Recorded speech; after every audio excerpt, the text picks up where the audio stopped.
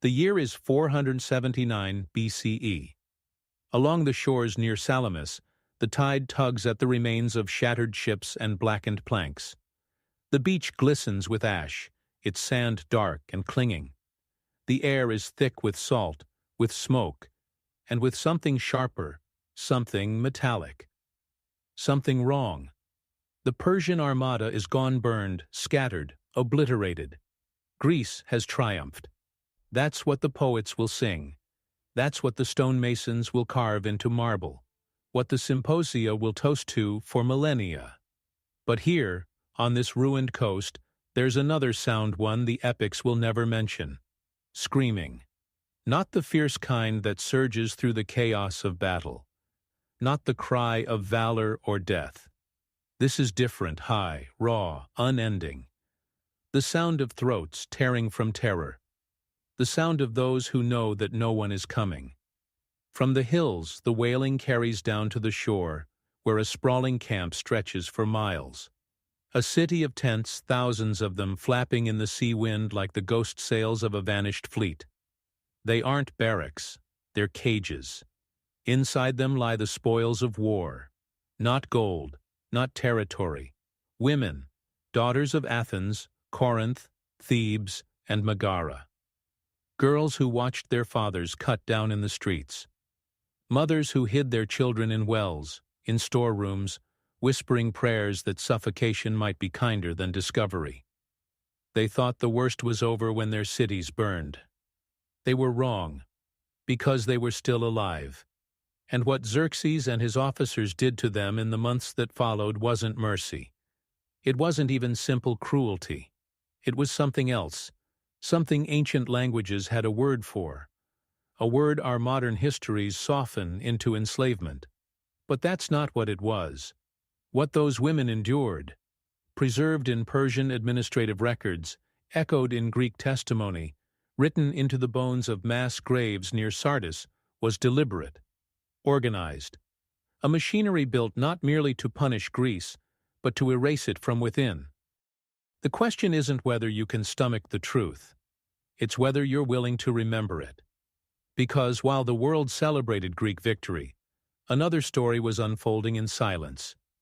If you've ever wondered why the chronicles of war are told through the voices of men on battlefields, and not through the women left in the ruins, you're in the right place. Here, on Crimson Historians, we unearth the forgotten records, the tablets sealed beneath palace floors, the graves no one names, the single-line epitaphs carved by people who knew they would be erased. Before we continue, if you're drawn to history's buried voices, to stories that never make it into films or textbooks, subscribe to Crimson Historians. Every like, every share, every subscription helps uncover another fragment of what the world chose to forget. Now back to that coastline. Because what happened next rewrites everything you think you know about victory. The tragedy of Hellas's daughters cannot be understood without dissecting the mechanism that consumed them. Xerxes I was not merely a monarch.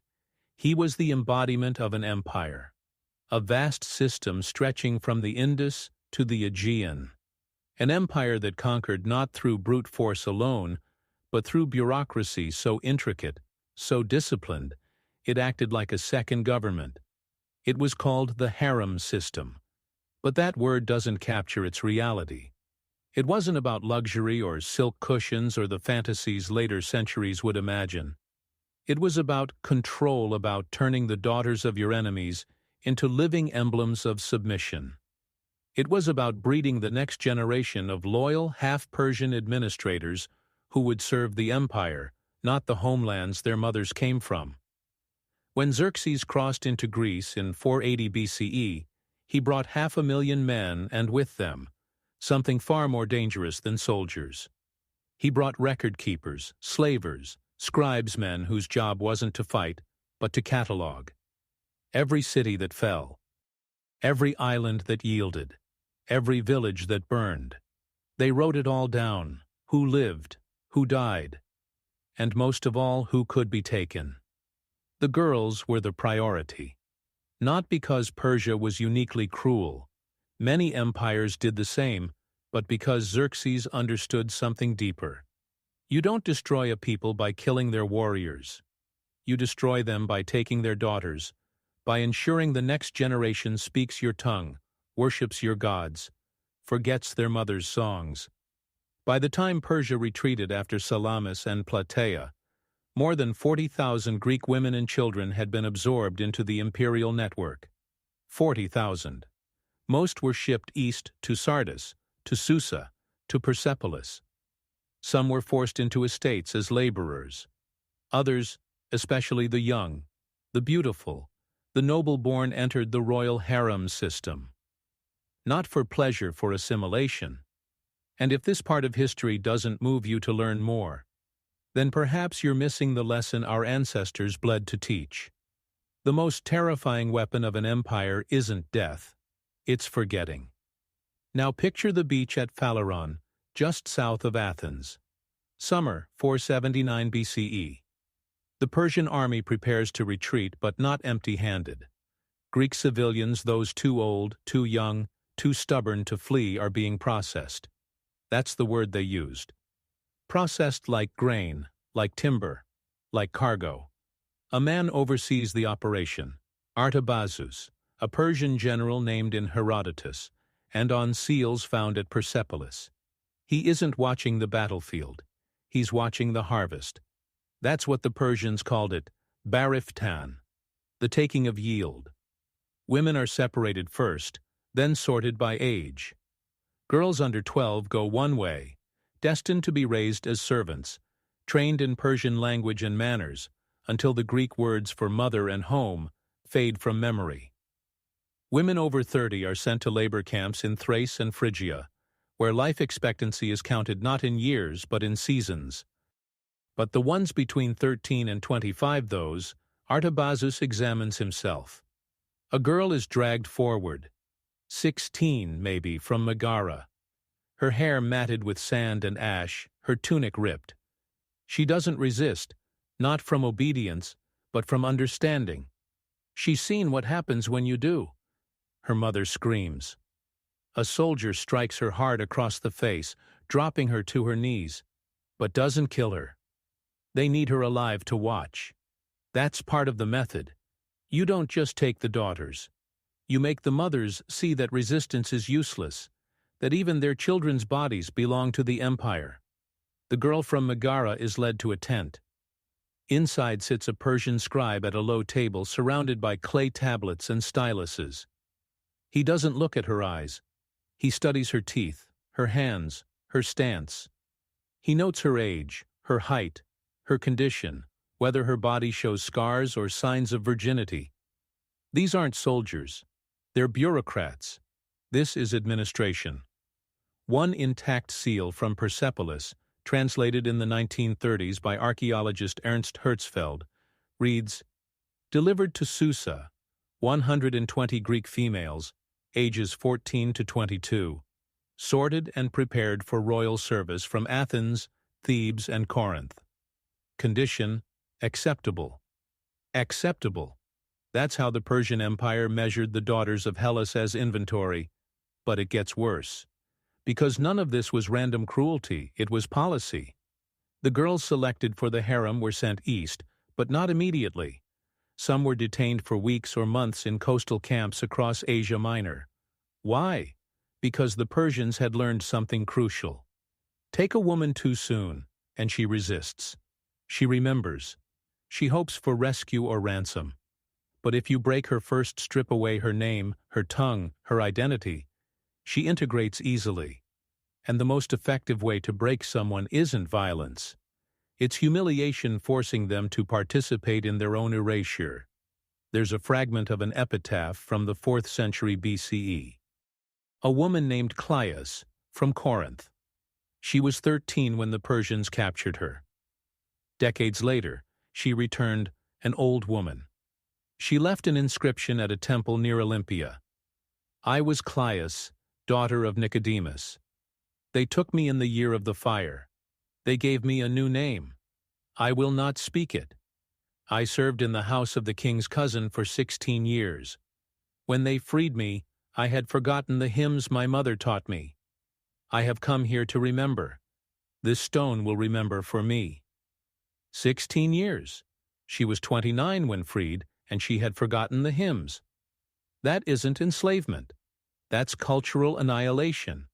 The camps weren't prisons. They were re-education centers. Girls were taught Persian, how to bow, how to cook, how to dress, how to be Persian.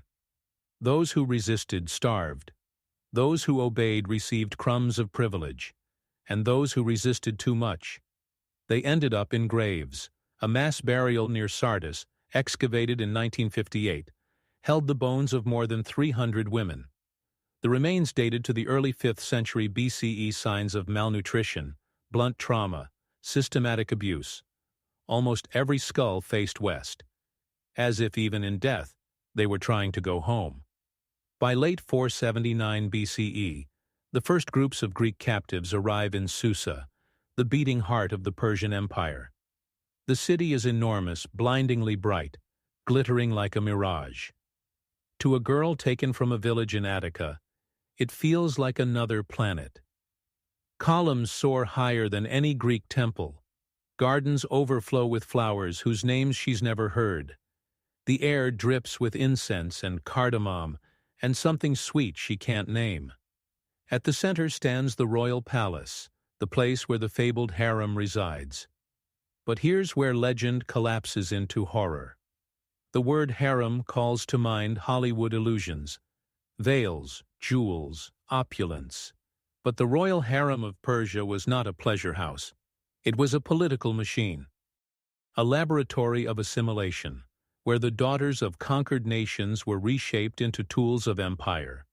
According to records from the Persepolis fortification, tablets, administrative documents that survived only because Alexander's fire baked them into permanence. Women entering the harem were sorted by rank.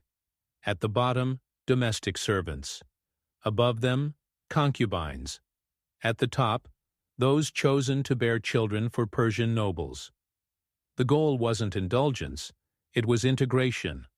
Children born to Greek mothers and Persian fathers would be raised as Persians, but with just enough Greek blood, just enough bilingual fluency, to serve as mediators, scribes, administrators across the empire's western provinces. It was genetic colonialism. But not every captive reached that stage. There's a name preserved on a Babylonian tablet dated 477 BCE, Thalia. She was 15 when she arrived at Susa. The record notes she refused integration and was sent to a disciplinary unit. What that meant appears in another tablet. Forced labor in palace weaving rooms, 14 hours a day, minimal rations, no contact with other Greek women. She lasted 8 months. Cause of death, exhaustion. But some did survive the process, and their survival carried its own kind of tragedy. There exists a letter, an actual parchment unearthed in the dry sands of Bactria, translated in the 1970s. It's from a woman named Roxane, a Greek name meaning bright. She writes to her sister back in Thessaly, around 470 BCE. I am well. I have learned the language. I have learned the prayers. The king's steward has taken me as his second wife. I have given him a son. He is beautiful. He has your eyes, but he will never know your name. Please do not come for me. I am not who I was. That line, I am not who I was, should haunt you.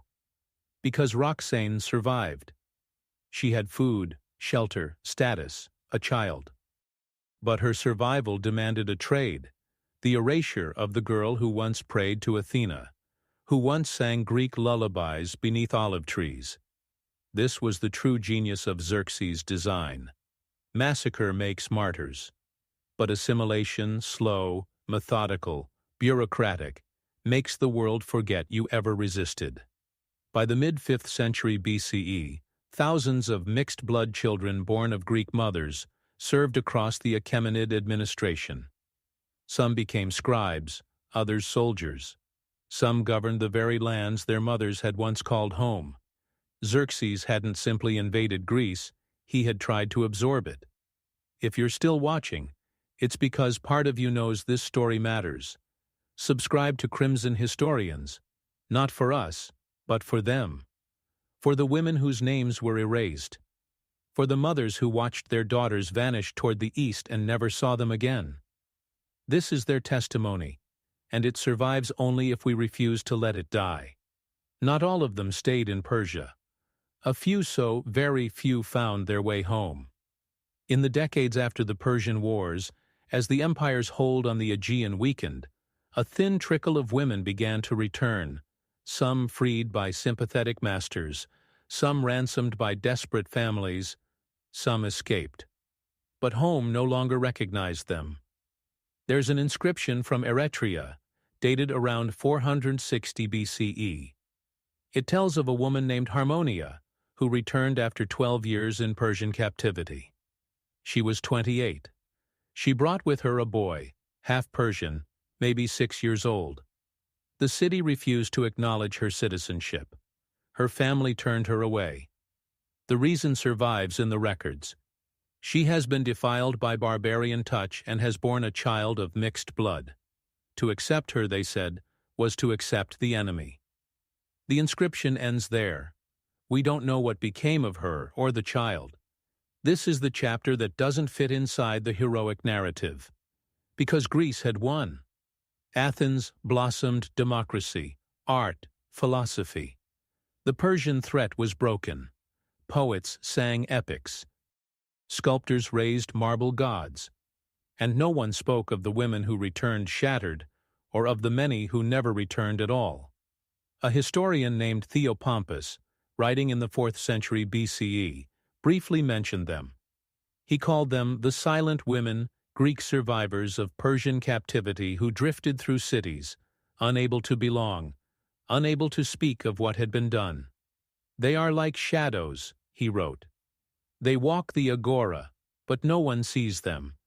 They were taken, and though they returned, they are still gone. And then, even that phrase, the silent women, disappeared from history. By the time Herodotus composed his histories in the 430s BCE, the focus had shifted entirely: battles, tactics, victories. He gives them one line: many Greeks were taken, and in time some returned. That's all. But graves don't lie. Across Greece, especially in territories ravaged by Persian occupation, archaeologists have uncovered mid-5th century burial sites containing women's skeletons marked by malnutrition, trauma, and evidence of childbirth at painfully young ages. One grave near ancient Thebes held the remains of a woman barely 20. Beside her lay a small clay tablet inscribed in Greek: "I am daughter of no one. I am mother of no one. I am the forgotten. Let this mark that I was." No name. Just that. So why does this story matter? Because it isn't about Xerxes. It isn't even about Persia. It's about what happens when empires decide that silence is the sharpest weapon of all. Xerxes invaded Greece and lost. His navy burned at Salamis. His army crumbled at Plataea. By every measure of war, Greece prevailed. But if you count differently, if you measure victory by the daughters stolen, the identities erased, the mothers who spent their lives staring eastward, then the triumph becomes harder to define. Those women didn't die gloriously. They became invisible, absorbed into the empire's paperwork, renamed, forgotten. And Greece let them vanish. Because to remember them would mean admitting that victory carried a cost too terrible for marble to record. To remember them would mean confronting the truth. Empires don't just conquer land. They conquer bloodlines, languages, futures. Centuries later, the philosopher Plutarch would write words that still echo like a warning. We remember the battles. We name the generals. We build temples to the gods who gave us victory. But the cost of war is always borne by those whose names we do not know. The daughters of Hellas paid that cost not through death, but through erasure. And here's what should truly unsettle you. This strategy worked. Within 2 generations, The mixed descendants of those Greek captives filled the courts of Persia. They governed territories, kept the ledgers, wore the jewelry of rank, and spoke Persian fluently. The cultural annihilation that Xerxes began didn't die with him. It rippled forward, quietly, efficiently, until the line between conqueror and conquered blurred beyond recognition. That is what happens when we fail to tell the stories of the women left behind. They don't just vanish from history, they vanish from existence. But not entirely, because here we are, 25 centuries later, reading the same clay tablets from Persepolis, translating the faint Greek carved into forgotten stones, uncovering the brief, defiant words of women who carved their pain into the earth so that someone, anyone, might one day remember. Somehow they knew. They knew that silence was the final death. And as long as we keep reading, keep translating, keep refusing to look away, they are still here. Not in the way they wanted, not in the way they deserved, but here nonetheless. You've just witnessed one of history's darkest truths, not the kind written in school books, but the kind buried in ledgers and unmarked graves. If stories like this remind you how fragile our humanity is, how easily whole generations can vanish when no one fights to remember, then stay with us.